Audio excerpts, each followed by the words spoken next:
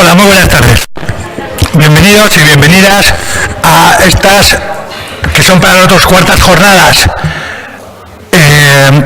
Son las cuartas jornadas que organiza ISEXUS, el Instituto de Sexología Sustantiva, pero a los efectos de lo que estamos hoy son las primeras que vamos a dedicarnos a este tema, que es el tema de los menores trans.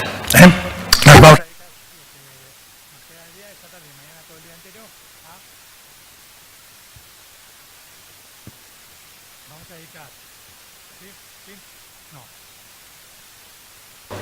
Hola, la culpa es mía, Ana, no le he dado al push. Hasta lo has quitado, quita las manos. A eso. Bienvenidos y bienvenidas a estas que son para nosotros las cuartas jornadas que organiza el Instituto de Sexología Sustantiva, pero que son las primeras jornadas que hacemos con este tema, y el tema que nos va a convocar, con el que vamos a estar tanto hoy a la tarde como mañana todo el día, es para hablar, reflexionar, debatir, aprender, enseñar, sobre el mundo de los menores trans. Vale, entonces, va a ser un par de cosas que quiero decir para presentar lo que son las jornadas y luego ya os presento a nuestro primer ponente y arrancamos. Bueno, una primera reflexión que quiero hacer, no sé cuánto conscientes somos y sois, pero estamos ante un evento de una cierta importancia sociológica y desde luego de gran importancia sexológica, y es el fenómeno de la normalización de las biografías de las personas trans, si queréis, de los menores trans. Es decir, estamos ante un evento, por cierto, un evento en el cual en estos momentos España es vanguardia mundial, y es que hay niños y niñas que no les detectamos cuando nacieron, pero que han sido detectados razonablemente pronto, con 3, con 4, con 5, con 6, y se les ha detectado que sus genitales no eran unos buenos indicadores de su identidad sexual. En virtud de ello, se están haciendo cosas con más o menos gusto, con más o menos éxito, con más o menos facilidades, en fin, de todo esto vamos a hablar todo este tiempo vamos a tener, pero se están haciendo cosas para que estos niños y niñas vivan experiencias biográficas, vamos a decir, sensatas. Incluso habría que decir anodinas. Y entiendo por anodinas, pues convencionales. Es decir, que no sean historias trágicas y que no sean historias novelescas y que no sean historias de Dickens, sino que sean historias, vamos a decir, banales, así como mucho para una teleserie española, así una cosa como... Bueno, esto quiere decir que ya está logrado, no está logrado, pero los avances que se están haciendo son significativos y de hecho ya podemos dar cuenta de niños y de niñas que de momento van a contar a quien les quiera escuchar cosas como la de inglés me tiene manía o la me llaman gorda, ¿no? Es decir, los problemas que tienen el resto de los niños. Pero cada vez más empezamos a ver niños que se sienten niños aunque no tienen pene, niñas que se sienten niñas aunque no tienen vulva, que viven historias, vamos a decir, razonablemente convencionales, que no se escapan de la familia, que no se escapan de la escuela, que no se escapan del grupo de iguales. Bien. Esto no quiere decir que todo vaya estupendo, es decir, que iremos viendo un poco en cada ámbito, en el ámbito escolar, en el ámbito familiar, en el ámbito sanitario, en fin, en el ámbito de las leyes, en el ámbito de la organización social. Iremos viendo que no todo es miel sobre hojuelas, pero lo cierto es que estamos ya logrando, vamos a decir, experiencias, todavía hablamos de una cuestión. Cuando vemos procesos de vanguardia, a veces no somos muy conscientes porque las vanguardias a veces no se dan mucha cuenta de que son vanguardias. Pero estamos ante un fenómeno de vanguardias, con lo cual una cosa que nos va a pasar todo el rato es que estamos hablando de cosas a la vez que las estamos aprendiendo, porque de muchas de las cosas que estamos hablando las estamos aprendiendo ahora mismo en gerundio, ¿no? De hecho, estamos trayendo a algunas de las personas que están en primera línea de estos procesos de aprendizaje y de estos procesos de darse cuenta y de estos procesos de desear. De entre esas personas que están más o menos delante de todo este tinglao, pues es nuestro primer ponente que es Aingeru Mayor. Aingeru viene de Donosti, ha venido hoy de Donosti, y Aingeru es el presidente de Crisalis Euskal Herria. Crisalis es una organización de familias de menores trans que está organizada a nivel estatal, ¿no? Y hay un Crisalis, vamos a decir, España, y luego hay organizaciones, vamos a decir, autonómicas. Entonces, Aingeru es el presidente de la Vasca, de la Vasco-Navarra. esta gente de Crisálix Euskal Herria se ha hecho famosa en los últimos meses por un fenómeno que ha sido, vamos a decir, el autobús. Aunque ellos no se hicieron famosos por el autobús, pero el autobús les ha hecho famosos. A vuestra derecha, que es mi izquierda, hemos traído la... ha traído Aingeru. Si me sale, ¿qué palabra digo? El cartel. El cartel, es que antes me ha dicho fotocool, ya estaba con la cosa, pero esto es el cartel, eso es el cartel. Es que antes me ha dicho, he traído el fotocool, y yo estoy con el fotocool. El cartel, que es el palabra que hay que buscar más, el póster. El póster de lo que fue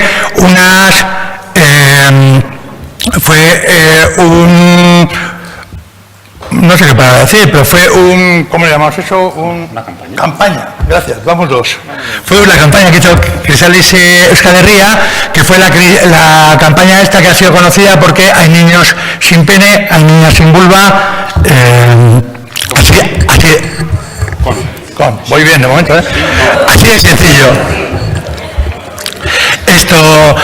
Lo que hizo muy famosa esa campaña solamente estuvo presente en Euskal Herria, en Euskadi y en Navarra. Sin embargo, luego tuvo mucho impacto, ya no solamente en España, sino en parte del extranjero, en razón de la contracampaña que se hizo contra ella, y la contracampaña es un poco la conocida del autobús, y nos va a contar, porque más o menos ya sabéis todos de lo que estoy hablando. Bueno, pues entonces, esa primera campaña, la que dio origen a toda esta historia, de hecho tiene una historia muy bonita que no me quiero detener, porque, bueno, en fin, siempre se pueden contar muchas más cosas, pero hay que dar paso. Bueno, entonces Aingeru es un poco la persona que preside Crisálix Euskal Herria, la persona que estuvo especialmente al tanto, presidiendo todo ese tema de esa campaña, y en los últimos meses han estado especialmente, vamos a decir, laboriosos con ese asunto. Pero ahora el tema que nos va a traer, de hecho mañana, porque una característica de Aingeru es que le hemos querido dar un gran protagonismo en estas jornadas. De hecho, hoy abre las jornadas, pero mañana vuelve a dar otra segunda ponencia. La primera ponencia de hoy va dedicada a un dato que igual, que no estáis muy al tanto de esta historia, igual no lo conocéis, pero bueno, que no estáis más al tanto, y es un dato que sale por ahí como cierto, aunque no solamente no es cierto, sino que es malvado y malicioso, que es el dato del 80% de desistimientos. O sea, hay gente resistente a que los niños y las niñas hagan procesos, que viene a decir, no deben de hacerse tales procesos porque el 80% de ellos desisten. Que también tiene gracia, bueno, eso ya se lo dejaré contar, que es desistir, porque claro, desistir, en fin. Entonces, hoy abrimos estas jornadas, vamos a decir, con una ponencia crítica sobre este asunto y sobre este dato y sobre lo que esto significa y sobre las dificultades que esto está poniendo en los procesos de transformación y de reforma. Bueno, y dicho esto, os presento un poco a Aingeru. Aingeru Mayor es sexólogo y es padre de una niña trans. Era ya sexólogo antes de ser padre de una niña trans, pero de hecho los padres y las madres de niños trans no deciden ser padres o madres de niñas trans, pero los sexólogos sí decidimos ser sexólogos. O sea, que Aingeru culpablemente, dolosamente decidió ser sexólogo y luego le tocó tener una niña trans, y esto le ha ido metiéndose cada vez más en esta lógica un poco endiablada de convertirse en persona pública, en estar en los medios de comunicación, en venir a estos eventos a contar y tal. Bueno, en fin, todo este asunto que él en principio no tenía mucha vocación y todo esto, pero lo ha ido haciendo y lo hace francamente bien. Y además de deciros esto que os estoy diciendo, es amigo y es buena gente. Y yo estoy encantado de que esté en este tinglado y que esté hoy con nosotros. Aingeru, para ti.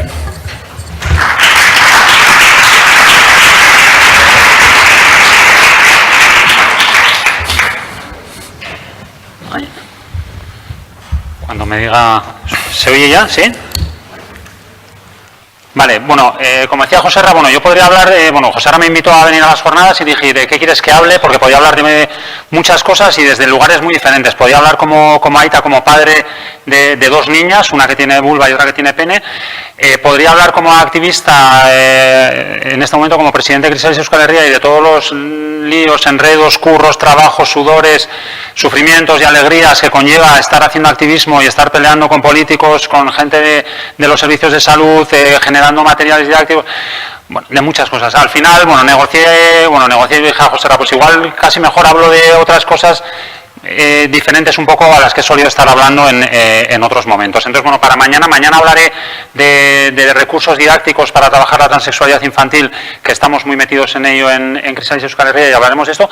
Y hoy, en realidad, mi reflexión o mi ponencia es una aportación más sexológica, más sexológica y una reflexión sobre la necesidad y la importancia de hacer ciencia y de hacer buena ciencia, ¿vale? Entonces hay algo que yo creo que es importante, que es que una cuestión es todo el trabajo activista que se puede hacer en relación a la transexualidad infantil, y otra cuestión, otra vía que para mí me parece imprescindible es que empecemos a generar conocimiento científico sobre esta realidad.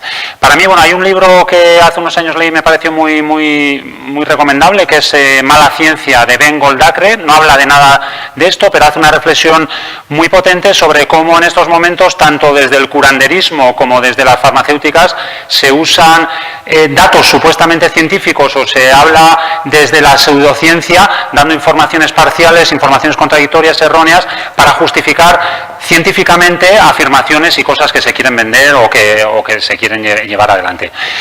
Yo entiendo que en este momento sobre la transexualidad infantil hay muy poca literatura verdaderamente que pudiésemos considerar buena ciencia, es decir, que esté hecha con rigor científico, y lo que hay es cosas escritas que a mí me gustaría hoy de alguna manera ver cómo se está haciendo mala ciencia, y se está haciendo mala ciencia a veces además incluso con un poco de mala voluntad, ¿vale? Es decir, con ideas morales o con ideologías que están funcionando ahí detrás. Voy a hablar de esto del 80% de los desistimientos. Si me da tiempo voy a hablar de alguna otra reflexión también desde la psicología, y si me da tiempo, bueno, voy a andar yo con el tiempo, no sé cómo va a andar, pero me gustaría también anotar cómo empieza a haber algunos estudios científicos que están hechos de manera razonada y razonable y con rigor, ¿vale? Pero digamos que sobre todo la reflexión va a ir en relación a este 80% que está sonando por ahí, es decir, esta afirmación que cuidado lo que se hace con los niños y las niñas, estos niños y estas niñas, porque la mayoría en la pubertad desisten, es decir, la mayoría en la pubertad dejan de este empeño suyo de decir que son lo que dicen que son en vez de lo que los otros creíamos que eran, ¿vale? Entonces voy a usar como hilo conductor principal un artículo de 2015. Bueno, claro, no os he dicho también, yo muchas veces hablo de las vivencias, yo lo que os voy a contar ahora es una cuestión muy académica, muy científica, voy a tirar de lo de referencias bibliográficas porque entiendo que en este momento es absolutamente imprescindible que empecemos por una parte, a leer lo que se ha escrito desde la literatura científica, y por otra parte, a generar literatura científica bien hecha. Entonces, bueno, por eso digo que igual os sorprenda a algunos que me hayáis visto en otros lugares hablando, porque ahora me voy a poner a hablar de referencias bibliográficas, de autores, y espero de todas maneras que os parezca a mí me lo parece un recorrido apasionante a través de esta cifra, de este porcentaje del 80%, de dónde viene y cómo se ha ido enredando y cómo podemos desenredar para desmontarlo, ¿vale? Entonces, hay un artículo en 2015 que escriben los principales responsables de las unidades de identidad de género de Málaga, Madrid, Valencia, Asturias, Barcelona, Alicante y Málaga, que son el Grupo de Identidad y Diferenciación Sexual de la Sociedad Española de Endocrinología y Nutrición, y titulan Documento de Posicionamiento. En ciencia, un documento de posicionamiento es un documento que escriben expertos en una materia donde se exponen las cuestiones principales del conocimiento que hay sobre esa materia. Claro, no voy a hablar de todo el documento, solo voy a hablar de este 80% y de otra cosita más, pero en realidad cuando uno lee este documento dice, perdón, documento de posicionamiento, cuando en realidad hablan de muchas vaguedades y cosas muy genéricas, muy lejanas a lo que en ciencia se considera como un documento de posicionamiento. Estas son las personas que están dirigiendo las unidades de género del Estado español. Vale, en el 2015. Y entonces voy a lo que a mí me interesa. Afirman, los datos de persistencia indican que una gran mayoría, no, 80, entre el 80 y el 95% de niños prepuberales que dicen sentirse del sexo contrario al de nacimiento, bueno, aparte de que hablar del sexo de nacimiento, pero no me voy a meter ahí porque esta gente habla desde donde habla y con muy poco conocimiento sexológico y con muy poco, o sea, muy lejos de afinar, pero no me voy a meter en eso, ¿vale? Dicen, no seguirá experimentando tras la pubertad la disforia de género. Vale, palabrón. Disforia de género, porque habría que ver qué significa disforia de género. Disforia de género es lo que dice el DSM, ¿vale? Que tampoco me voy a meter porque podríamos hacer toda una reflexión sobre qué es la disforia de género. En realidad disforia significa malestar, disforia de género, malestar de género, científicamente muy poco adecuado, porque malestar de género tiene la mujer que se mira en el espejo y siente que no cumple con los prototipos de género establecidos, es decir, disforia de género, o yo que no tengo pelo en el pecho y me gustaría ser un hombre de verdad, de esos de... Entonces, disforia de género tendríamos todos, no, cuidado, el DSM define disforia de género en realidad lo usa como sinónimo de transexualidad, ¿vale? La gente, porque desde esta mirada la disforia de género es quien no se siente conforme con el, tampoco se sabe muy bien, con el género, aunque tendría que ser, con el género que le ha tocado y bueno, pero no me quiero enredar, porque lo que dicen es que el 80-95% no seguirá experimentando la disforia de género, dificultando con ello el establecimiento de un diagnóstico definitivo en la adolescencia, ¿vale? Esta gente habla de diagnósticos, por supuesto, yo tengo muy claro que la identidad no se puede diagnosticar. Yo soy hombre, yo soy mujer y esto no es diagnosticable. En todo caso, alguien puede tomar nota de lo que yo digo. La transexualidad al final es yo soy hombre cuando pensabais que era una mujer o yo soy mujer cuando pensabais que era un hombre. Esto tampoco es diagnosticable. Independientemente de todas estas cosas, a mí lo que me interesa es el 80-95% que dicen, pero sobre todo lo que me interesa, desde esa mirada que ojalá empezásemos a tener un poco más afinada, es que cuando dice 80-95% da tres referencias, la referencia 20, la 21 y la 22. A mí me parece vergonzoso que desde lugares supuestamente académicos se haga lo que vamos a ver ahora, es decir, usar las referencias de una manera sin una revisión exhaustiva de lo que se mira, ¿vale? Bueno, pero antes de entrar en estas 20, 21 y 22, es decir, ¿de dónde sacan? Porque a mí, yo cuando leo esto, claro, yo cuando leo este artículo, lo que llevo ya un tiempo en la asociación Crisalis y todavía no he conocido a ningún niño ni a ninguna niña que haya desistido.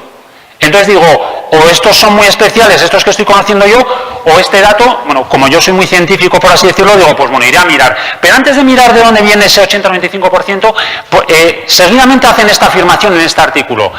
Las valoraciones psicológicas en niños deben ser más cuidadosas y deben ser realizadas por personal especializado en disforia de género y deben evitar en lo posible intervenciones médicas dañinas o irreversibles. Cuidado, porque como pueden desistir, cuidado con las intervenciones médicas dañinas o irreversibles.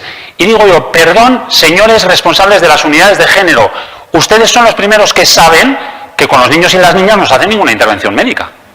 Y mucho menos ni dañina, ni irreversible, ni nada. Porque no se les pone ningún tratamiento a los niños y niñas prepúberes. Lo que podríamos hablar es de tratarles bien o de tratarles mal. Y las unidades de género, hasta ahora por lo menos se les ha tratado bastante mal. El único tratamiento sería hablar de un tratamiento cordial y amable. ¿Por qué dicen 80-95% y dicen y cuidado, sobre todo con hacer intervenciones médicas dañinas e irreversibles? Responsables de las unidades de género del Estado español escribiendo un documento de posicionamiento, que no es cualquier cosa, o sea, no es un escrito en un periódico. Porque esto que no se hace con niños y niñas, es decir, no se hace ninguna intervención médica, y mucho menos dañina e irreversible, lo que viene a decir es cuidado, cuidado, cuidado lo que hacéis con los niños, y entonces metemos un fantasma con cosas dañinas e irreversibles. Bueno, a mí esto me enfada un poco, o me enfada mucho, pero tampoco voy a ir por ahí, ¿vale? Porque voy a seguir, porque a mí lo que me interesa es, bueno, esto en niños, a ver si va esto, a mí me interesa el 80-95%, porque yo decía, ¿dónde están ese 80-95%? Que son muchos. Que si yo llevo conociendo, cuando yo leí esto, llevaba ya 1 año y medio conociendo a unos 100 niños y niñas y decía, todavía nadie me ha dicho, este niño mío que decía que era niño, aunque pensamos que era niña, luego dijo, no, que teníais razón. Entonces yo me pregunto, ¿dónde está ese 2022, esas referencias 2022? Uno cuando lee un artículo científico lo que hace es mirar las referencias bibliográficas al final del artículo. 2022, 20 Cohen-Ketenis y otros, 21 Stensma y otros, 22 Stensma y otros. Cohen-Ketenis anda por ahí metido en... Bueno, esta gente que publica artículos científicos del 2008, 2013 y 2011. Bueno, alguien como yo que le gusta el rigor, coge esos artículos, los busca en internet, se los descarga, los imprime y los lee. ¿Qué me encuentro? Que Cohen-Ketenis no mide en su estudio persistencia desde la infancia. Es decir, no es un artículo que hable de persistencia y desistimientos. Stensma y otros 2013 hablan de un 63% de desistimientos. Y Stensma y otros 2011 hablan de un 45,3% de desistimientos. Yo sigo, a mí siguen sin cuadrarme estos números, pero digo, ¿pero dónde está el 80-95%? Porque sí, sumando, multiplicando o a saber qué. Pero cuidado. Uno lee y lee todo el artículo y dice, ¿de dónde sacan? Y encuentra dónde está el 80-95%. Vale. Ese 80-95%, bueno, a mí esto me parece una aventura apasionante, ir mirando de un artículo a otro a ver de dónde salen estas mentiras tejidas que llevan, cuidado, a que en este momento a los padres y a las madres se les diga una y otra vez, cuidado, porque es que igual esto que está diciendo luego cambia en la adolescencia, porque esto nos lo han dicho a la mayoría de las madres y de los padres de niños y niñas en situación de transexualidad. Claro, y a eso a uno, cuidado, que a una madre o a un padre me dicen, es que igual desiste, entre otras cosas, le hace a uno agarrarse a un clavo ardiendo a ver si es verdad, porque es que claro, esto de la transexualidad me da tanto miedo que, y entonces por ejemplo no vamos a posibilitar que este niño o esta niña se desarrolle. Pero voy a seguir. Este 80-25% sale de la introducción del artículo de Cohen-Kettenis de 2008 que dice los síntomas de la disforia de género en la pubertad decrece o incluso desaparece en un porcentaje considerable de niños, estimado entre 80 y 95%. Referencias 11-13. Aingeru dice, Aingeru sigue buscando, debajo de las tapas hay miles de premios. Tendrás que buscar en la 11 y 13. Pero cuidado, que aquí hay una cuestión que es muy importante. Cohen-Kettenis no dice que su estudio da un porcentaje del 80-95%. En su introducción hace unas referencias y da este número. En un estudio científico, en la introducción, se hacen unas reflexiones preliminares que contextualizan, no sé qué, y luego uno presenta en su artículo. ¿Vale? Entonces, cuidado, que el 80-95% no vienen de esta gente, sino que esta gente, tanto Cohen-Kettenis en 2008 pone este dato en su introducción, Stensma 2013 hace referencia a Stensma 2011, es decir, no da ningún dato nuevo, y Stensma 2011 dice que hay un 84,2% de desistimientos y lo saca de una recopilación de 10 estudios cogidos no de manera exhaustiva, es decir, no hacen un metaanálisis, es decir, vamos a coger todos los estudios que hasta en este momento hablen de estas cuestiones, sino que cogen 10, 7 de ellos anteriores a 1990, suman el total de la muestra, suman los datos sin hacer ningún análisis más de si esos estudios cumplen las condiciones para poder tomarlos en consideración y sacan un 84,2%, ¿vale? Claro, yo digo, vale, estos 10 estudios que son además del siglo pasado y son viejísimos, yo ahí me aburrí de decir, yo hasta ahí ya paso de seguirles el hilo, porque me da lo mismo, porque van a dar muestras pequeñitas. Pero sí que me interesa por qué Kettenis dice entre el 80 y el 95%, que fijaros que es el dato que dan la gente está del documento de posicionamiento 2015. Vale, 11-13, voy a por ellos. Claro, uno además con unas reglas súper requete bien con el inglés, pues a pelearse con más artículos, ¿vale? Artículos donde se dicen muchas cosas. 11 Zucker y otros, 1995, en su estudio, es un libro, en el capítulo 10, da un 80% de desistimientos. Y uno dice, mira, pues parece que viene de por aquí. Drummond da un 80%, pero dice que es un porcentaje alto debido a que los criterios del DSM para diagnosticar disforia de género en la infancia dan mucho peso a comportamientos superficiales de identificación cruzada de género. Eso que se conoce como comportamientos de género no normativo. Después hablaremos un poquito de esto, ¿vale? Pero fijaros que Drummond habla de un 80% y dice, pero nos parece que esto no... Y Cohen-Kettenis, del 2001... referencia a Zucker, es decir, no tiene esos datos, y dice, pero cuidado que esos datos de persistencia están infraestimados, ¿vale? O sea, que los desistimientos parece que están inflados, por la misma razón que dice Drummond. Y Cohen-Kettenis da datos de su clínica, y los datos de su clínica dan un 42%. Fijaros que en el 2015 los responsables de las unidades de género están dando el dato del 80-95%, basándose en esto de Zucker, de 1995, y que habría que ver cómo están sacados estos datos, ¿vale? Pero vamos a seguir, porque yo sigo pensando aquí el 80, porque además 80-95, digo, ¿y el 95 dónde está? Cuidado que el 95 está... va para atrás. Que entre estos 10 estudios hay alguno que habla hasta del 98% de desistimientos. Entonces, claro, estudios que igual tienen una muestra de 8 casos, antes de 1990. ¿Vale? Y dices, claro, esto... Vale, pero vamos más allá, porque, claro, antes de 1990 las reflexiones que podía haber en relación a todo esto, pues igual estaban un poco anticuadas y hoy en día tenemos más conocimiento.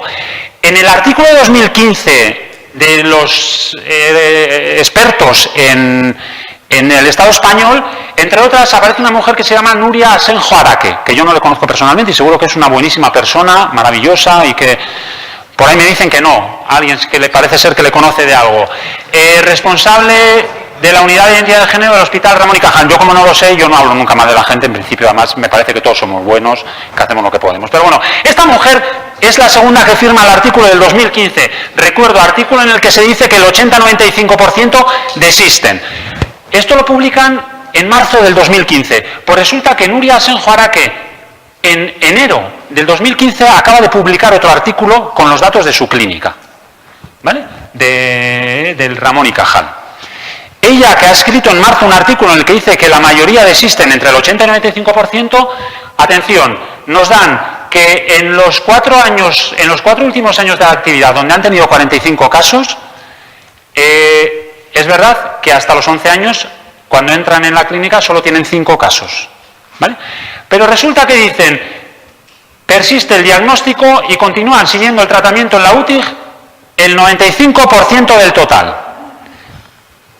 O sea, persisten el 95% del total. Cuidado, que menores prepuberales solo son 5. ¿Vale? Pero atención, porque uno dice, vale, el 95%, y dice, el número de menores que abandonaron la UTIG antes de la mayoría de edad es el 4,4%. Es decir, el 5% que le falta al 95% es gente que ha cambiado de residencia.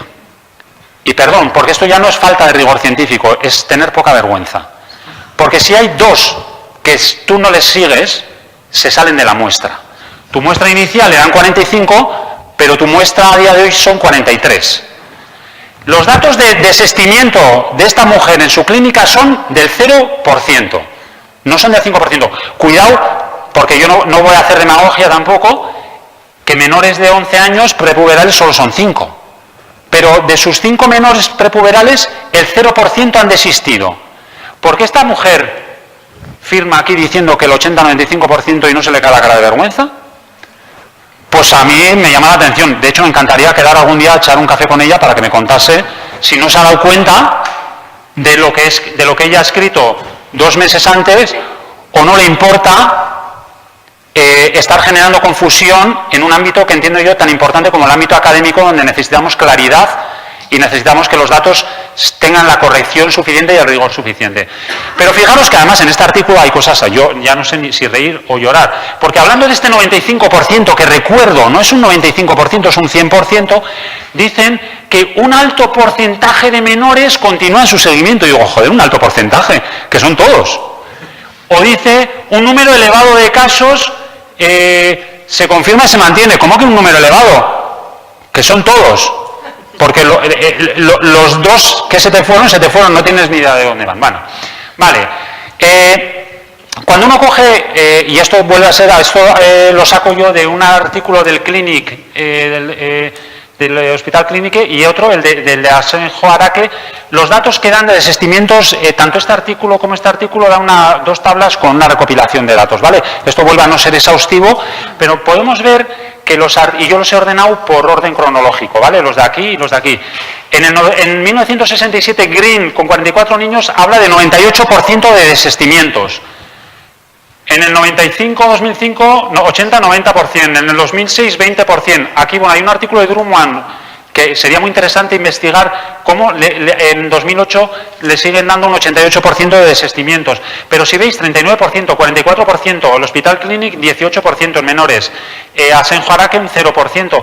Cómo según vamos viniendo hacia la actualidad, el porcentaje de desistimientos disminuye. Entonces, esto sería cuando menos interesante para reflexionar los expertos de las unidades de género. ¿Por qué los porcentajes de desistimientos están disminuyendo? Claro, a mí que esto me interesa muy mucho y me pongo a pensar, pero en realidad, esto de desistir o persistir, ¿qué es? ¿Y tenemos algún dato que nos pueda ayudar en algo? Y entonces aquí tenemos en el STENSMA 2013, uno de los artículos que aparecen, que se titula Factores asociados con la desistencia y la persistencia de la disforia de género. Bueno, esta gente habla de disforia de género, ¿vale? Yo, como estoy leyendo esto, entiendo que de lo que habla es de transexualidad, ¿vale? Y la llaman disforia de género y dicen que se diagnostica y dicen las cosas que dicen. Pero este hombre se pone a investigar. Lo que pasa es que ya vais a ver que de lo que él estudia se sacan unas conclusiones increíbles que ellos no las sacan. Y digo, bueno, pues necesitarán más rato de reflexión para sacarlas, ¿vale? Pero dice cosas muy interesantes. Bueno, lo primero es importante que sepamos que este 84% del que habla Stensma, de lo que habla es que la muestra es de aquellos que cumplieron el criterio de desorden de identidad de género del DSM-4. TR, ¿vale? Y entonces cuando se habla de disforia de género están hablando del DSM-3, del DSM-4, del DSM-5. Entonces, el criterio para meter en la muestra, para meter en el saco, del que luego se sacará el porcentaje, es los que cumplen los criterios del DSM. Entonces, cuando se dice el 80% de un 100% de niños y niñas que cumplían los criterios del DSM. El DSM es terrible, ya lo sabéis, y ahí está peleándose la gente para que, igual que la homosexualidad salió del DSM, se saque la transexualidad, que no tiene ningún sentido que esté, pero sigue estando y lo siguen manteniendo, y cuidado que las unidades de género siguen empeñados en usarlo. Entonces, los criterios de diagnóstico, claro, a mí me interesa saber, si tenemos una mirada científica y queremos saber entender de estos porcentajes, tenemos que entender cómo se ha hecho la muestra. Entonces, la muestra se hace con los niños y niñas que cumplen los criterios del DSM. Yo he cogido los criterios del DSM-5, que ahora no me acuerdo qué redacción, porque anteayer me puse a mirar y otro documento que tenía el DSM-5 daba una redacción, no esta misma, una muy parecida, pero es lo mismo, ¿vale? Entonces, tiene que cumplir 6 de estos 8 criterios, en los que está, por ejemplo, tener disgusto hacia la propia anatomía, preferencia por el crossdressing, por el travestismo, que tiene tela, hablar de crossdressing, por un niño o una niña se ponga la ropa que se quiera poner, pero bueno. Pero hay algo que es muy importante que entendamos, que hay un criterio sine qua non, un criterio que dice el DSM que se ha de cumplir, que es este primero. Y fijaos que es un criterio doble. Y habla de la vivencia de tener un deseo fuerte de ser del otro género, ¿vale?, del otro sexo, o la insistencia de ser del otro sexo. Y aquí damos con la madre del cordero, porque la insistencia de ser del otro sexo es cuando pueden expresarlo con claridad. Bueno, hay que anotar, del otro sexo al que le dicen a uno que es, porque uno es del sexo que es, ¿vale? Aunque aquí estarían diciendo del otro sexo que no es el tuyo que te ha tocado, ¿vale? La insistencia en de ser, la insistencia yo soy un niño, yo soy una niña, esto nos habla de una niña con pene, un niño con vulva, que se le etiquetó erróneamente al nacer y que está diciendo que no soy un niño, que soy una niña, y lo insiste. Cuidado, porque hay niños y niñas que en un momento dado pierden la capacidad de expresar su identidad porque se les está negando permanentemente, ¿vale? Y el deseo, el fuerte deseo de ser del otro sexo puede estar haciendo referencia mucho más, por ejemplo, a un niño que nace con pene, se le etiqueta niño y su identidad expresada es que yo soy un niño, que le gustan las diademas y las princesas de Frozen. Y que como todo el día le están machacando porque le están diciendo que eso es de niñas, pues este niño en un momento dado dice, pues a mí me gustaría ser una niña para que me dejasen en paz. A las clínicas a las unidades de identidad de género han llegado tanto los niños como las niñas con pene, como los niños que les gustan las diademas, maquillarse, los vestidos, y las niñas que juegan a fútbol, se quieren cortar el pelo, y les meten a todos en el mismo saco. Porque cumplen el criterio sine qua non, que es un criterio disyuntivo, que puede ser lo uno o lo otro. Entonces tú metes a estos todos en el mismo saco. ¿Qué pasa cuando llega la pubertad? Pues que el niño que tiene vulva, o la niña que tiene pene, sigue diciendo que soy un niño, que soy una niña, llevo toda mi vida diciendo no me hacéis caso, y además ahora se me genera una serie de cuestiones en relación al desarrollo puberal. Y en muchos casos se genera malestar. El niño a que le gustan los vestidos y la niña a la que le gusta el fútbol, y que lleva diciendo todavía, joder, es que a mí me gustaría ser un chico para que me dejasen jugar a fútbol. O sea, soy una chica, pero me gustaría ser un chico para que me dejasen jugar a fútbol. Llega a la pubertad y, entre otras cosas, si alguien va con un bisturí o con algo, dice, perdona, ¿a dónde vas? Yo soy una chica, que me gusta jugar a fútbol, joder, ¿me dejáis jugar a fútbol? Pero sacarme de esta unidad de género y de este hospital, porque yo aquí no tengo nada que hacer. O el niño al que le gustan los vestidos y las diademas, y ha dicho toda su vida, es que a mí me gustaría ser una niña para que me dejasen jugar con las Barbies, pues lo mismo. Claro, cuando tú mezclas estas dos realidades, y fijaros que de esto lo habla Stensma, joder, pero esto lo habla en 2013, ¿vale? Y digo yo, ¿cuándo Stensma va a decir claramente lo que aquí lo dice, pero no termina de afirmarlo con rotundidad en las conclusiones. Porque coge Stensma y hace una cosa. Cuando llegan a la pubertad, pilla a los que desisten y pilla a los que persisten. Y se pone a ver de los que persisten qué características han tenido en su proceso y de los que desisten qué características han tenido. Y dice algo que yo digo, esto, ¿por qué no lo ponen en la unidad de género esta frase en letras de oro, en mayúsculas, en tamaño 80? Porque dice, los persistentes, los que persisten, indicaron explícitamente que ellos creían ser del otro sexo. Bueno, tiene tela decirlo así, que creían ser. Es decir, los que persisten son los que de niños tenían muy claro que eran. El que era niño, niño, y la que era niña, niña. Los que desisten, en cambio, indicaron que eran chicos femeninos o chicas masculinas que deseaban ser del otro sexo. Es decir, cogen a los que persisten y los que persisten son aquellos que siempre han sabido, soy un niño, sabía que era un niño, os decía que era un niño. Cogen a los que desisten y los que desisten dicen, no, que yo decía que me gustaría ser. Claro, si te machacan porque te gusta el fútbol y eres chica, o porque te gustan me gustaría ser. Entonces digo yo, ¿pero qué persisten ni qué desisten? Es que habéis metido en un mismo saco dos realidades que no tienen nada que ver. Es decir, y aquí seguramente por esto no dicen lo que tendrían que decir, porque aquí lo que tendrían que decir toda esta cuadrilla de gente, es decir, es que la estamos cagando permanentemente, porque tenemos unos criterios diagnósticos de mierda, porque mezclan dos realidades que no tienen nada que ver y que lo que llevan es que luego en la adolescencia, en la pubertad, nos inventemos que son ellos los que persisten o desisten, en vez de decir, nos equivocamos en nuestro criterio. Hay otra cuestión que dice Stensma en este artículo también que me parece bestial y que está ahí en una tabla y que nadie la ve y que nadie le hace caso, pero claro, yo como me puse a mirar intentando un poco de rigor científico, viendo las características de quienes persisten y de quienes desisten, bueno, estos hablan de transición. ¿Cuánto voy? Hostia, pues se me acaba el tiempo ya, vale. Edad, cosas, no sé qué. Resulta que quienes han hecho la transición completa, es decir, quienes han podido hacer un tránsito social completo, desisten 0%.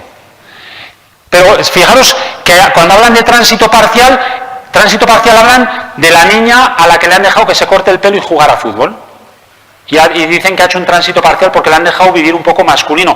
O al niño al que le han, al niño que le han dejado de vez en cuando ponerse diademas, ha hecho un tránsito parcial. Estos desisten, porque estos no son niñas con pene y niños con vulva, no son niños y niñas transexuales, son niños que les gustan las cosas femeninas y niñas. Los que han podido y se lo han peleado, y en 2013 se lo habían tenido que pelear mucho, que todo el mundo entendiese que soy una niña o todo el mundo entendiese que soy un niño y me traten como tal, desisten el 0%. Es decir, cuando nosotros dejamos a un niño o una niña que se exprese y que pueda vivir según su identidad y tiene muy claro que soy una niña y quiero ir con vestidos, pero no solo quiero ir con vestidos, quiero que me traten como una niña, que me hablen en femenino, que no van a desistir nunca. Bueno, en el estudio de Stensma lo que ve es que ninguno de esos desisten. En el Estado español en este momento hay 400 familias en la asociación Crisalis, en Arelas, en Trashuella, en TT Córdoba, en Fundación Daniela, no sé cuántas. Todavía no conocemos a ninguno que haya desistido. Pero bueno, es igual, porque aquí, para mí, bueno, la primera reflexión sería, ¿estamos hablando de persistencias y desistimientos o estamos hablando de diagnósticos correctos y diagnósticos incorrectos? La segunda reflexión sería, ¿dónde está la ciencia en este momento? ¿Dónde está el conocimiento? El conocimiento no está en la academia. El conocimiento en este momento está en las familias de estas niñas y de estos niños, que es donde está la muestra que se puede estudiar. ¿Por qué los académicos, por qué los investigadores no se ponen a estudiar con esta muestra que en este momento tenemos? Porque basta ya de hablar en abstracto, ¿vale? Y en este momento, como digo, de seguramente más de 500 familias en todo el Estado español de niños y niñas que han hecho el tránsito, no se conoce ningún desistimiento, ¿vale? ¿Me dejas un poquito más? Vale, bueno, entonces toda esta gente de la unidad de género, darle una vuelta a esto que escribís, ¿vale? Darle una vuelta y pensarlo. Me gustaría dar otra colleja más, así y termino, que es mala ciencia desde otro lugar, desde la psicología. Dice Félix López en un libro del 2014, Félix López, catedrático de psicología, bla, bla, bla, dice, no aceptar la identidad sexual de un menor es una forma grave de maltrato sexual, dice. No aceptar la identidad, yo lo firmo, Esto es verdad. En este mismo libro, en un capítulo, aparte de hablar de niños biológicos que dicen ser niñas, por ejemplo, en referencia a mi hija de 9 años, cosa que me parece insultante e hiriente, hablar de mi hija como un niño biológico que dice ser una niña, este hombre que dice que no aceptar la identidad sexual es una forma de maltrato sexual. Tabla 2, lo que no hay que hacer con estos niños sin estas niñas y lo que sí hay que hacer. Bueno, da para mucho esto, pero os quiero decir lo que sí deben hacer los padres. Tiene tela decir lo que deben hacer unos padres, ¿vale? En vez de decir lo que puede ser, lo que entendemos que puede ser más favorecedor. Aparte de otras cosas, bueno, dice algunas cosas que yo estoy de acuerdo y que son muy guays, pero fijaros que dice, etiquetarle correctamente de cuando en cuando, señalándole su verdadera identidad. ¿Eres un niño o eres una niña? Y yo pienso, perdón, señor Félix López, que usted dice que no aceptar la identidad sexual de un menor es una forma grave de maltrato. Me está diciendo que a mi hija le tengo que decir de cuando en cuando cuál es su verdadera identidad. La que yo digo que es su verdadera identidad. Esto no es negar la identidad sexual. Esto no es una forma de maltrato, ¿vale? Procurar negociar de forma que aún no se defina. ¿Pero qué les pasa a ustedes? Mi hija mayor se ha definido siempre como niña y tenía vulva y nadie me ha dicho, no, Ingeru, reténle, que no se defina claramente como niña, porque yo qué sé. ¿Y por qué a mi hija pequeña sí le tengo que retener? Se trata de esperar con benevolencia y comprensión. Y córtame, José, el tiempo, porque me van a salir palabrotas. Porque esperar con benevolencia y comprensión,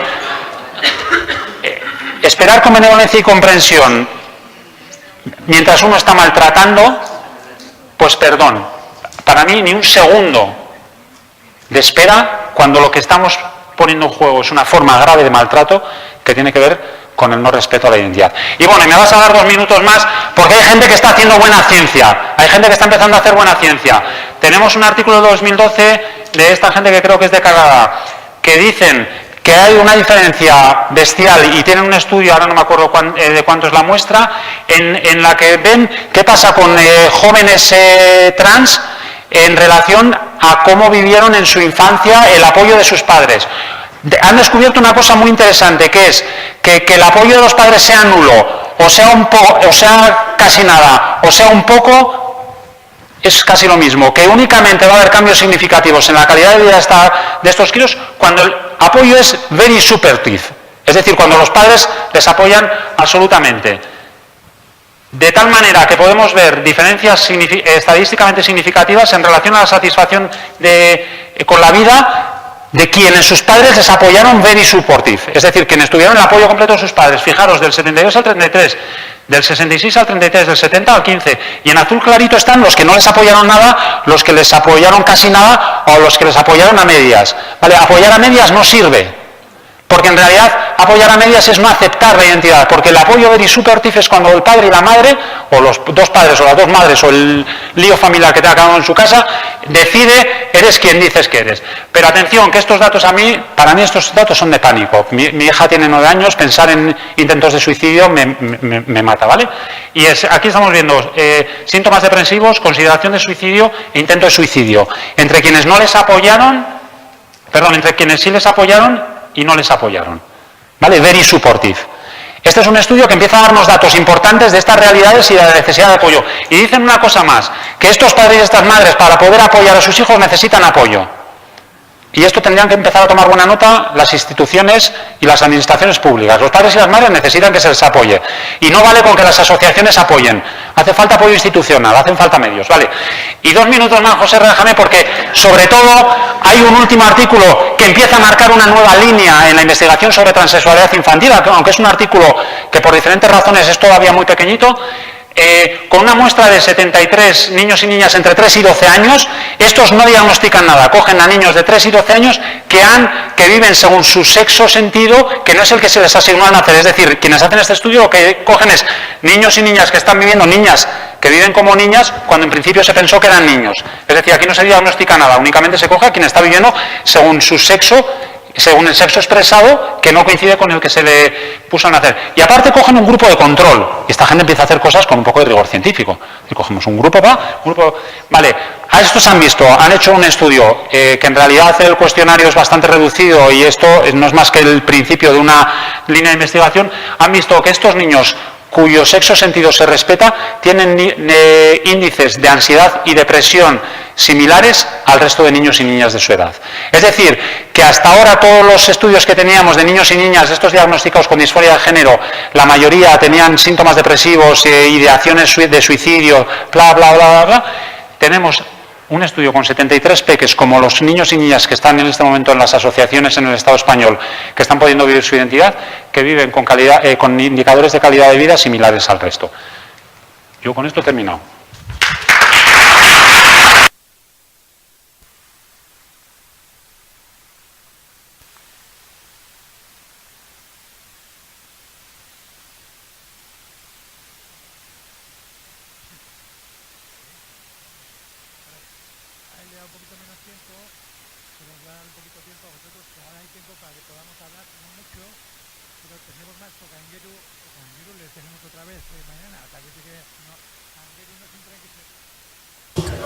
Digo, que ahora tenemos un poco de tiempo para hablar y debatir, no mucho tiempo porque todavía hay más, pero con Angueru no es un tren que se nos pasa, es un tren que vuelve mañana, con lo cual, o sea, no le perdemos a Angueru, mañana le tenemos, es verdad que mañana le tenemos con otro segundo tema, pero cuidado, este tema va a sobrevolar todo el rato, o sea, el tema de la mala ciencia, el uso científico en contra de la transformación, el uso científico en contra de que estos críos reciban una atención muy elemental, que es simplemente aceptarles, va a ser una cosa que va a estar... Bueno, pero dicho eso, unos pocos minutos para unas pocas preguntas.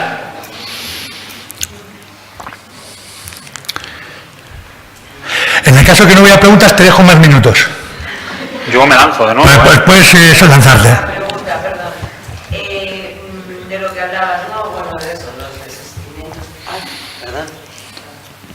Y eso. Al margen, bueno, de lo que has explicado, que por lo menos yo lo he entendido perfectamente, no cabe la posibilidad de que entre estos supuestos desistimientos ya no solo sea los malos diagnósticos y todo esto, sino que haya rendiciones, que a lo mejor un niño o una niña se llegue a rendir por no ser aceptado, por no ser apoyado, y que eso sí cuente como un desistimiento cuando en realidad es que se ha rendido. Claro, o sea, aquí lo que pasa es que en este momento se mezclan muchas cosas muy diferentes. Lo que nosotros estamos pudiendo observar es que la identidad, es decir, pensar que yo en algún momento dado deje de sentirme hombre y sentirme mujer, bueno, a mí nadie me ha planteado esta posibilidad. Y en cambio con las personas en situación de transexualidad se plantea. Y es por qué se plantea con las personas en situación de transexualidad y no con el resto. Otra cosa es lo que dices tú, es decir, si yo, mi hija por ejemplo, que es una niña que tiene pene y que nació con pene, se pasa toda su vida peleándose porque le están dando mogollón de caña, no sé qué, que un día diga, pues me vuelvo a meter en el armario y voy a ser lo que me digáis que sea o me voy a suicidar. Que podría ser la rendición absoluta, es decir, dejo de vivir, dejo de ser quien soy. Pero cuidado, que esto nunca puede ser un desistimiento en los términos que están planteando, porque esta gente lo que está planteando es, claro, hablan de disforia de género, mezclan disforia de género con transexualidad, el DSM-5, el último DSM-5 hace una jugada feísima además, porque intentan decir, no, que nosotros no estamos por la patologización de esto, una cosa es la transexualidad, otra cosa es la disforia de género, y luego todo el capítulo de disforia de género es lo mismo que lo anterior. Entonces, ¿cómo gestiona uno su vida? Es decir, si yo me están machacando, me están pegando, me están insultando, me están matando, pues digo, pues soy quien me decís que soy y voy por el carril. Pero esto nunca se podría entender desde la ciencia como un desistimiento en relación a mi propia identidad o mi propia autopercepción como chico, como chica, sino una adaptación a la agresividad del medio y entonces digo, pues paso desapercibido. Entonces, ¿qué es lo que pasa? Que en todos estos porcentajes, hasta ahora las unidades de género cogían, hacían este saco, metían todo lo que de niños y niñas que podían estar diciendo es que... y luego resulta que cuando llegan en la pubertad empiezan a ver que hay unos que dicen, oye, yo necesito tratamiento, estoy viviendo muy mal mis cambios corporales, algunos, porque hay otros que igual pueden vivir sus cambios corporales bien, pero fijaros que aquí el problema es un problema de conceptos. Y en realidad aquí el problema, esto José Ra, para mí es una referencia muy grande al hablar, cómo se está haciendo ciencia sobre estas cuestiones sin tener en cuenta una conceptualización que lo comprenda. Claro, nosotros entendemos que esta conceptualización es la conceptualización sexológica, es decir, comprender qué significan los sexos, qué significa la identidad sexual, qué significa la autopercepción como hombre y como mujer, porque mientras no entiendas esto, vas dando palos de ciego. Entonces mezclas en la muestra cosas diferentes, luego dices que persisten o desisten sin saber por qué. Fijaros que Nuria Senjuaraque dice que desisten dos que han cambiado de residencia y no les siguen la pista. Y es como, por favor, un poco más de seriedad, un poco más de rigor científico. Y si hay una niña que decide, pues venga, voy a seguir viviendo como niño, porque vivir según mi identidad os genera a todos conflicto y a mí me genera conflicto, esto no es una cuestión de persistencia o desistencia, es una cuestión de adaptarse al medio y a las imposiciones, pero no tiene nada que ver con esto. Y sobre todo, fijaros que cuando hablan de persistencia y desistencia, esta gente lo que están diciendo es cuidado con los niños y las niñas lo que hacéis, porque es que igual luego desisten. Cuando fijaros que además, ¿a mí qué más me da?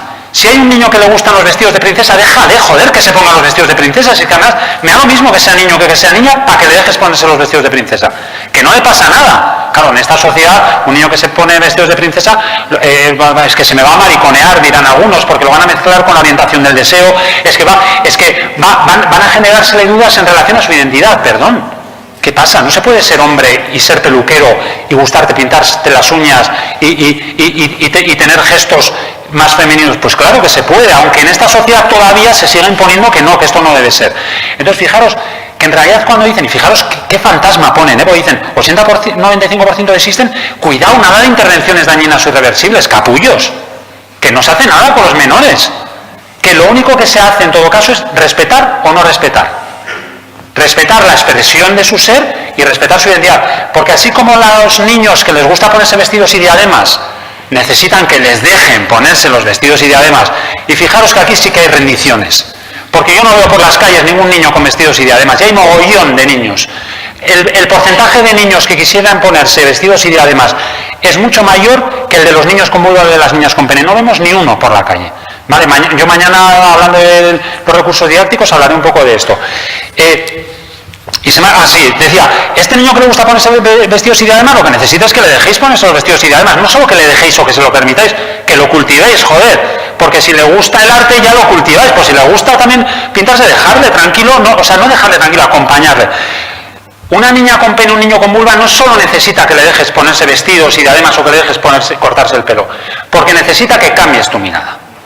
Mi hija, yo no he hablado, porque esta es otra historia que podía contar, durante 5 años, desde que nuestra hija con 2 años dijo, no soy una niña, no soy un niño, soy una niña, nosotros le dejamos en todo momento usar los juguetes que quería, ponerse las ropas que quería, salía a la calle con vestidos.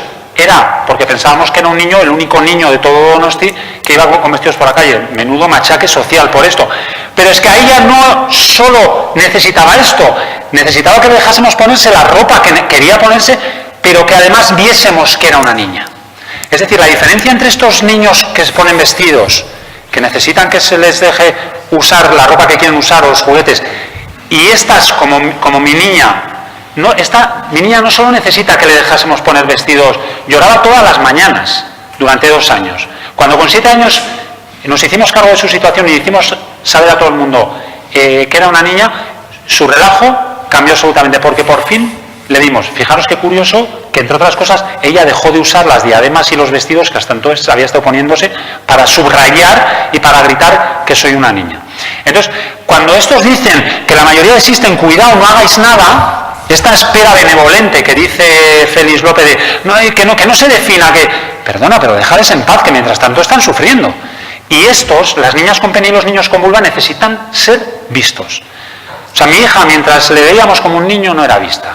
Una persona, cuando está en el tiempo de la infancia, cuando no es vista, no puede desarrollar su personalidad a través de la mirada del otro. Y los que sepáis de psicología y estas cosas sabréis de la importancia de poder construir mi self, mi yo, a través de la mirada del otro. Estos niños y estas niñas no lo pueden hacer. Entonces, por eso es la importancia del rigor científico en esto. Nuria Asenjo Araque en el 2015 en su clínica da 0% de desistimientos. ¿Por qué? Porque están empezando a discernir un poco mejor que el niño que se pone vestidos y dice me gustaría ser niña para que me dejasen en paz, le dicen tira por allá que esto no es lo tuyo, porque están empezando a poner un poco de observación en esto. Dentro de poco los desistimientos serán 0, porque los desistimientos no han existido nunca.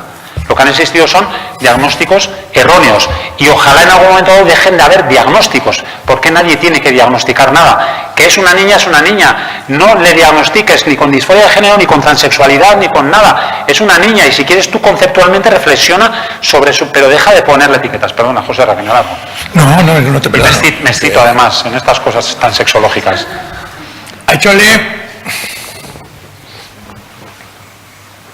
Bueno, la que ha dicho que conoce a Nuria Asenjo soy yo,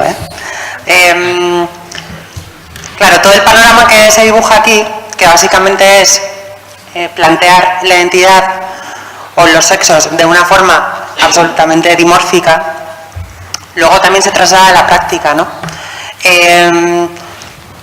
Me imagino que esa práctica también irá cambiando, al igual que está cambiando la noción de lo que consideran desistimientos. Yo asistí a un curso en la Universidad Rey Juan Carlos con Nuria Asenjo y con el equipo de la Unidad de Trastornos de Identidad de Género de Madrid. Y, claro, en aquel momento no se hablaba de transexualidad infantil, ¿no? Se hablaba de transexualidad en adultas y adultos. Y, bueno, al final un poco también recogían un poco ese testigo de una manera dimórfica de ver los sexos, porque la propia Nuria explicaba cómo realizaba, por ejemplo, talleres. Iba sobre todo orientado a chicas, o sea, a mujeres con pene, en los cuales, por ejemplo, explicaba cómo tenía que ser el movimiento corporal para no mover el culo demasiado para que no parecieran travestis, o cómo, por ejemplo, cómo las personas o las mujeres que no querían intervenirse quirúrgicamente de los genitales, bueno, pues ahí ya a la hora de diagnosticarles, precisamente con ese diagnóstico diferencial que planteabas en adultos, bueno, pues que creaba cierta sospecha de que, bueno, o quizás no es una mujer, o quizás es que gana mucho dinero con su pene, ¿no? O que gana dinero o que tiene beneficios económicos con su pene, asociándolo un poco al estigma de la prostitución.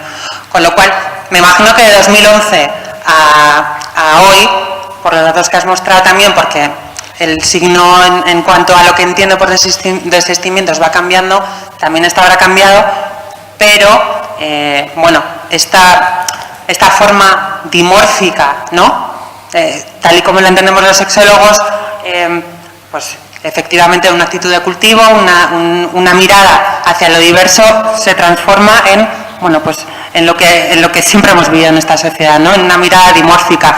Y eso también, bueno, pues se traslada mediante este tipo de acciones en esa unidad de trastornos de identidad de género, bueno, pues de considerar que eres mujer siendo así y eres hombre siendo asado, ¿no? Con lo cual, bueno, simplemente era hacer ese apunte de que, bueno, pues que este tipo de talleres de movimiento corporal, de cómo mover el culo, de cómo maquillarte o de cómo convencerte para hacer una cirugía de reasignación genital, pues bueno, también son un reflejo de esa manera dimórfica de ver las identidades, sin más.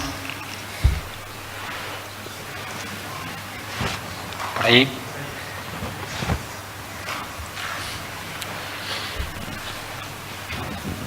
Hola, Enguero, soy Marina. Yo también iba a tratar el tema de los desistimientos que no existen efectivamente, y como lo has tratado tú y ya me lo has adelantado y me ahorras un montón de exposición, solamente quería apuntalar en favor de lo que dices tú una cuestión más. Y es que enmienda a la mayor. Vamos a ver el diagnóstico. ¿De dónde ha salido ese diagnóstico? ¿Por qué damos por bueno ese diagnóstico? Ese diagnóstico es la evolución de una cosa que propuso un señor en el año 74, que no ha tenido nunca un estudio empírico por detrás. Esto hay que decirlo claro, porque todo el mundo piensa que el diagnóstico tiene una base. Seguro que gente muy sesuda ha hecho un estudio, un análisis, una estadística. No, no es cierto. Se lo inventaron 3 personas en una sala, según su leal saber y entender. Y entonces, efectivamente, hacemos un diagnóstico que se basa en intentar identificar a aquellas personas que van demandando una operación genital, una operación de resección genital, y hacemos un filete muy estrecho dentro de todo lo que son las manifestaciones de identidad de género de lo que se supone que es la transexualidad auténtica. Ya empezamos con los diagnósticos de auténtico en auténtico.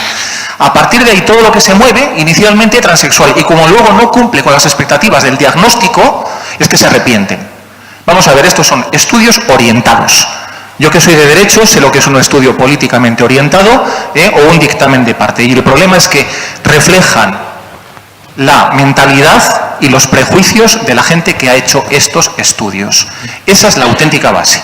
Y no hace falta que yo ataque al DMS3, al DMS4, al DMS5, ya gente mucho más seria que todos los que estamos aquí, después de hacer estudios, vamos, abusivos, han llegado a decir, como la Asociación Británica de Psiquiatría, el DMS3, el DMS4, el DMS5 son una génesis de miles, de cientos de miles de diagnósticos fallidos, de miles, cientos de miles de falsos positivos, porque no tiene realmente detrás ningún estudio que lo avale o que lo refuerce.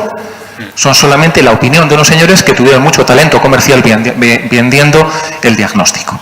Y por cierto, el señor que se inventó esto de la disforia de género, a la vez que sacaba la homosexualidad del manual de diagnóstico, en su clínica privada ofrecía la cura de la homosexualidad y la cura de la transexualidad hasta el año 2012.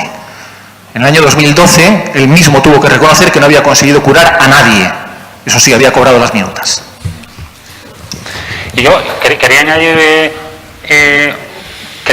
una cosa, que es qué curioso que cuando, bueno, dos cosas. Una, si tu diagnóstico da un 80-95% de desistimientos, míratelo, porque este diagnóstico es bastante poco serio. Y lo segundo, fijaros que en realidad lo que está hablando esta gente es que el diagnóstico, quien confirma el diagnóstico es el tratamiento. Es decir, lo que se convierte en el diagnóstico real es el tratamiento. Es decir, quien demanda tratamiento cumple el diagnóstico. Y esto es una trampa bestial. Es decir, con estos niños y estas niñas dicen, ponemos un diagnóstico y persisten si piden el tratamiento. Porque en realidad para ellos la prueba del algodón es, tú eres quien dice que eres, si vienes aquí a meterte droga o a cortarte por arriba y por abajo. Cuando, perdón, señores, que esto no es así. Yo soy quien soy, y yo, que soy quien soy, vengo aquí a demandar acompañamiento médico, endocrinológico, quirúrgico, lo que sea, pero esto no es lo que a mí me diagnostica, porque yo no soy diagnosticable. Yo soy hombre, yo soy mujer, porque yo digo que lo soy. Entonces este es el cambio de paradigma, que cuidado, que yo creo que estamos a la puerta ya de que socialmente y desde los sistemas sanitarios, por lo menos en el Estado español, porque en el resto de Europa la cosa está de pena, que esto venga ya, porque esto es lo único que tiene sentido, no tiene más sentido, y el DSM tendrá que desaparecer. Pero fijaros en la trampa de que es el tratamiento el que convierte, el que de verdad es el diagnóstico al 100%, y esto no tiene ningún sentido. Por ahí, yo ahora ya... Yo os voy a decir una cosa, vamos a seguir, o sea, quiere decir que todo el rato es sobre el tema trans, no, el tema trans no se acaba ahora, o sea, es para todo el rato, pero venga, os doy... O sea, digo, es que ¿sabes lo que pasa? Que suele pasar que parece que el tema se acaba y vamos a otro, no vamos a otro tema. Vamos a ir todo el rato perspectivas, pero estamos en el mismo tema, o sea que estoy seguro que todas vuestras preguntas y reflexiones caben luego y después. Bueno, venga, dale.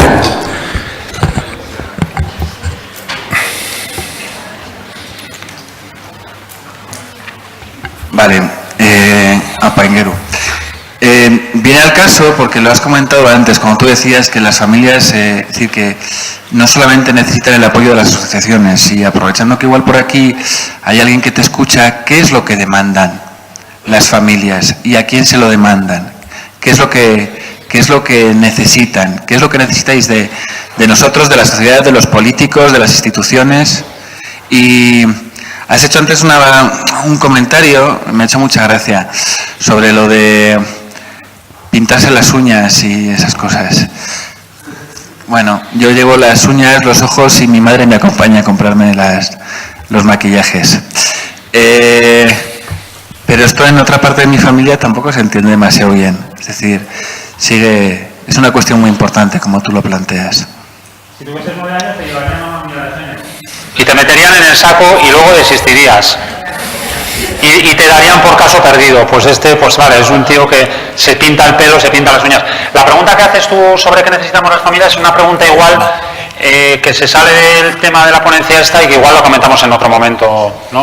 Prometido que mañana tenemos familias para hablar de la familiaridad, o sea, no creáis que se escapa, o sea, de hecho, hoy solo hemos arreglado con el 80% y el mal uso de la ciencia, estamos ahí, pero hay todavía un mogollón de tema, ¿eh? Venga, última pregunta. Sí, hola, soy Miguel Ángel, soy profesor aquí en la Universidad Europea Miguel de Cervantes.